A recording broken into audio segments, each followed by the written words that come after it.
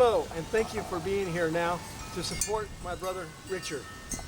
He knows all of you, and I probably know some of you. I'm his older and taller brother, Bobby, and I'm here trying to help him in his current crises. He has many more friends and associates than I've ever known. As a retired school teacher, I can talk for a while, and actually I kind of miss it. I promise though, his story is interesting, or at least I'm going to try to make it so. As you may or may not know, he's in the hospital at Kindred in El Paso.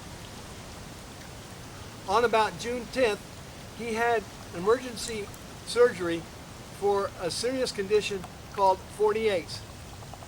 That's Fournier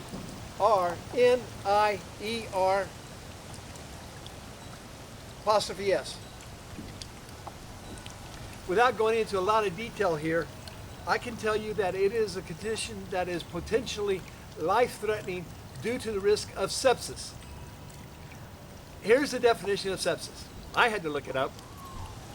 Infection by bacteria in the bloodstream, usually from a localized source.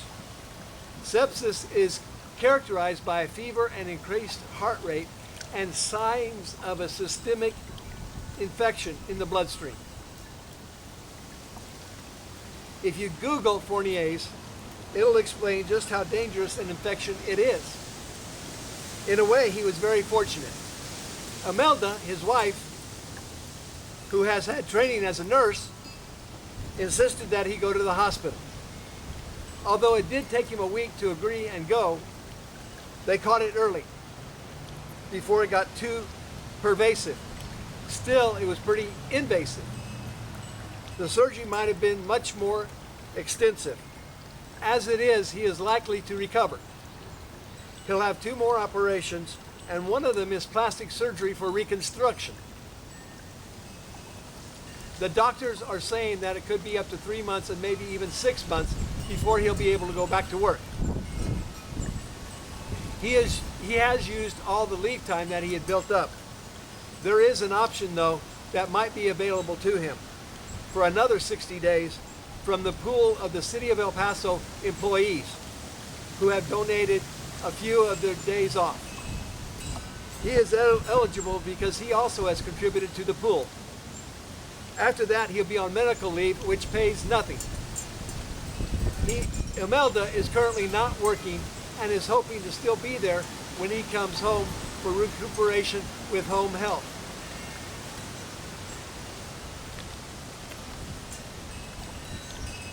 He had not chosen the disability option on his health care insurance plan, so that is not a possibility.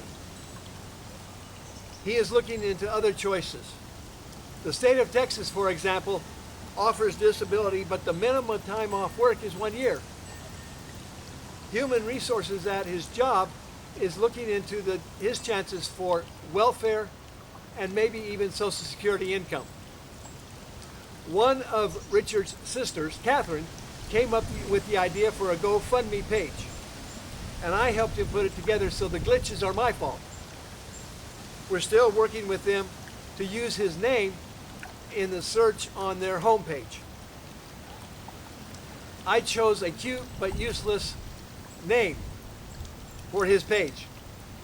It's useless because nobody knew what it is. Get me well and back to work.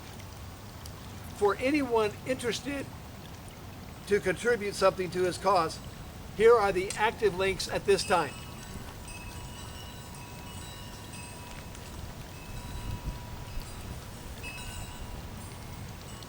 If you want to use his name, Richard Boehler, you can Google GoFundMe/Richard Boehler.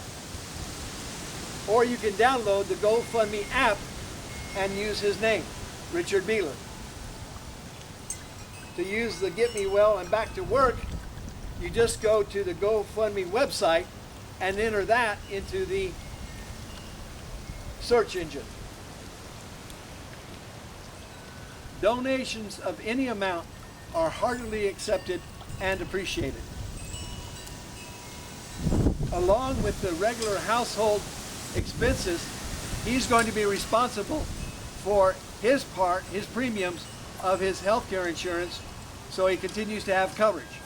That will be $76 a month, and he might even end up paying the employer's part as well. Or he could go on COBRA, which itself is pretty costly.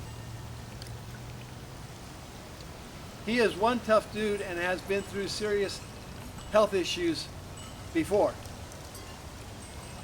Some of you know the story, but here it goes anyway. When he was younger, he was working as a diesel mechanic at the refinery when an engine fell and crushed his knee because the A-frame collapsed. The knee replacement did not work because of the MRSA infection he got in the hospital, and his leg had to be amputated to save his life. That didn't stop him. Rather than spend the rest of his life on Social Security and disability income, he went back to school at UTEP and earned a degree in engineering. Since then, he has moved up the ladder to a position of supervisor for the city, maintaining all the vehicles except the buses and fire trucks. That includes the police cars. Since his preference is to avoid permanent disability, he just has to get through this and get back to work as the productive citizen that he wants to be and is.